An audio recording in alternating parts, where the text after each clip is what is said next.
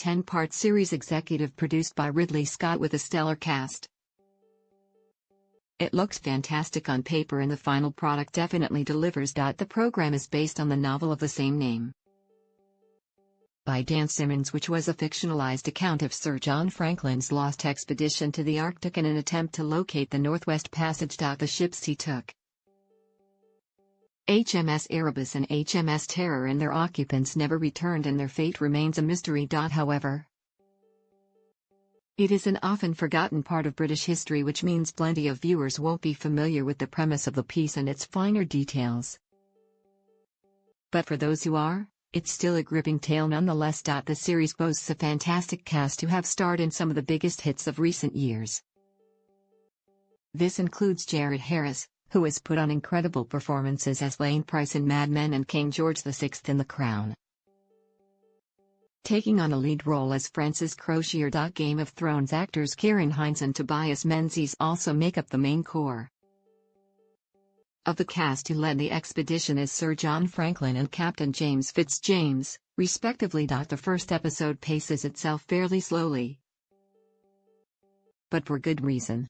It naturally builds the background of the characters and what has led them to the expedition. The celebrity these sailors experienced at the time is also established, which relates to viewers just how momentous this exploration was for them and what was at stake. Harris really steals the show as the hard-worn Crozier, who has been dealt many a personal knock, especially due to his Irish heritage. As with Hinds, there is a multi-layered performance behind these men who know the journey is full of danger, as well trying to live up to their past achievements. Meanwhile, Menzies has a more youthful exuberance and ambition mixed with arrogance, which bounces off the other two perfectly as tensions rise in the cramped quarters. Paul Reddy also shines as the ship's surgeon, Dr. Henry Goodsire.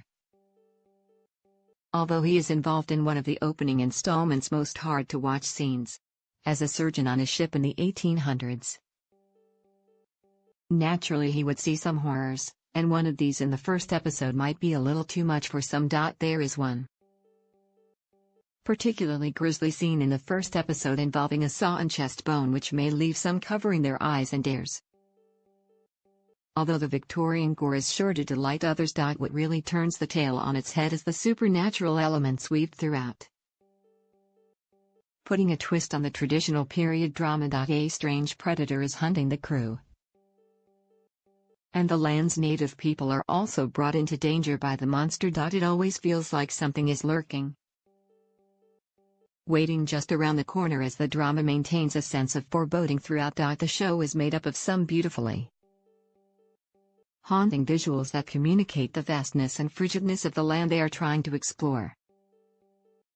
The huge icy landscapes give way to a feeling of hopelessness and futility as man looks terribly small in comparison. The darkness of the ship's interiors are contrasted by the barren brightness of the ice they are stuck in, as claustrophobia dominates the atmosphere. The eerie feeling of the show is felt through every lurch of the ship and rattling lights at the dinner table, which all herald a catastrophe ahead. With 9 more episodes in the series, it's one well worth sticking with as the bleak mystery of these lost souls is unraveled in style.